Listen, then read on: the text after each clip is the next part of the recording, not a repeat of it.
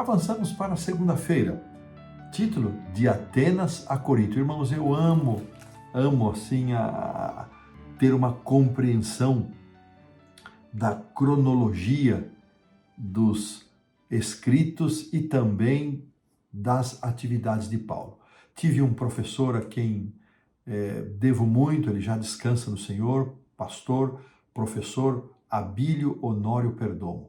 Esse homem inspirou dezenas de estudantes que estudavam ali no IASP, em Hortolândia, hoje o NASP Hortolândia, sem nunca dizer para ele, vai fazer teologia, vai ser um pastor, contando nas suas aulas, ele era professor de ensino religioso, as viagens missionárias de Paulo. Ainda posso vê-lo, ele era um homem alto, tinha um corte militar raspado nas laterais da cabeça, cabelinho espetado para cima, ele com seu guarda-pó, com a sua gravatinha, todos os dias, branquinho, ele entrava, ele fazia o mapa da Palestina, e ali ele criava as rotas do apóstolo São Paulo, e aquilo enchia a nossa vida de emoção. Nenhum filme, irmãos, eu creio que seria capaz de produzir no coração daqueles meninos, daqueles rapazes e moças, ideais missionários tão aprofundados como o que o pastor Honório conseguiu infundir. E eu sei que aqui, dos que me acompanham, muitos foram alunos do pastor Honório, saberiam e confirmariam isso prontamente. Que emoção, que alegria. E tomei um gosto por compreender esta cronologia do apóstolo São Paulo. Então, vamos aqui estabelecer, nós vamos começar aqui com Atenas, né, a passagem de Paulo em Atenas. Então, a sua primeira viagem missionária foi dos anos 45 a 47. Entre ida e vinda, 3 anos. A segunda viagem missionária, que é quando Paulo vai para Atenas, e de Atenas ele volta para a Ásia, vai para Macedônia, passa em Atenas e vai para Corinto. Então, anos 49 a 52. Então, 49 a 52. E a sua terceira viagem missionária, anos 53 a 58. Então, os eventos que nós vamos visualizar desta passagem de Paulo em Corinto, a passagem dele em Atenas, ocorrem nesse período da segunda viagem missionária, que aconteceu entre os anos 49 a 52. E Paulo, aqui o texto de Atos 17, 16 a 34, então nos conta da passagem de Paulo em Atenas. Ele pregou primeiramente na sinagoga. Veja, Paulo reproduziu a orientação que Jesus deu aos discípulos pouco antes da sua ascensão.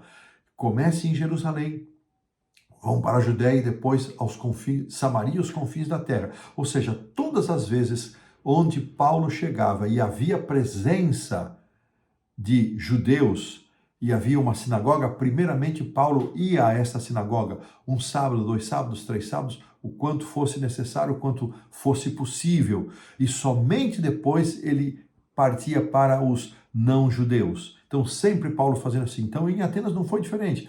Ele pregou na sinagoga, pregou na praça, aqui no singular, e no Areópago, que era uma espécie de uma corte onde muitos discursos eram feitos, onde filosofias eram cultivadas, onde cultos também eram realizados. E aqui Atenas nos descreve, Atos, aliás, de 17 a 16 a 34, descreve essa passagem de Paulo ali em Atenas, antes dele chegar a Corinto. Ao que tudo indica, ele não tinha planejado visitar Atenas naquele momento. Veja, ele saiu de Tessalônica, Filipos foi para Tessalônica, Tessalônica foi para Bereia, ele foi sofrendo perseguições e ele vai para Atenas de forma muito rápida para a proteção da sua vida. Ele passou ali só para esperar a chegada dos seus companheiros, Timóteo e Silas, mas ele não conseguia ficar parado. Ele começou a pregar e a falar. E ele impressionou tanto as pessoas que o convidaram para falar, para compartilhar a sua mensagem no Areópago. E ele parte de uma base filosófica, ele era um doutor, ele tinha conhecimento para isso, para depois apresentar a Jesus. E ele não podia deixar de falar acerca de Cristo, e ele lá no Areópago ele fala, e quando ele trata do assunto da ressurreição, as pessoas não aceitam, rejeitam, mas mesmo assim houve frutos. O texto aqui final de Atos, deixa eu encontrar aqui, nos dá conta de que houve, porém, verso 34, alguns homens que se agregaram a ele, entre eles estava Dionísio, o Areopagita, uma mulher chamada Dâmaris e outros mais. Aparentemente não foi uma colheita cristã tão farta, tão farta. E isso fez com que Paulo pensasse muito na sua estratégia, que a gente já vai comentar logo em seguida, porque entra aqui a pergunta número 2, que já nos coloca Paulo na cidade de Corinto. Está aqui descrita no capítulo 18, versos 1 a 11.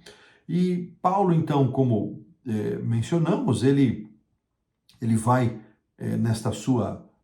ao longo da sua segunda viagem missionária. Eu mencionei que foi de 49 a 52, então possivelmente ele vai chegar em Corinto no início do ano 51 e vai sair, como ele ficou 1 ano e meio ali, ele vai sair meados ali, metade do ano de 52, seria para nós aqui julho, agosto, alguma coisa assim.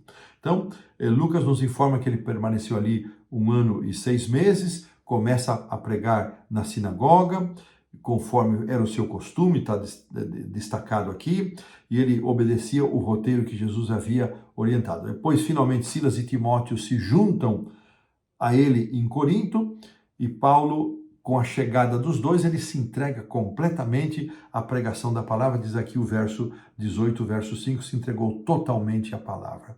Irmãos, que essa é uma frase maravilhosa, não é?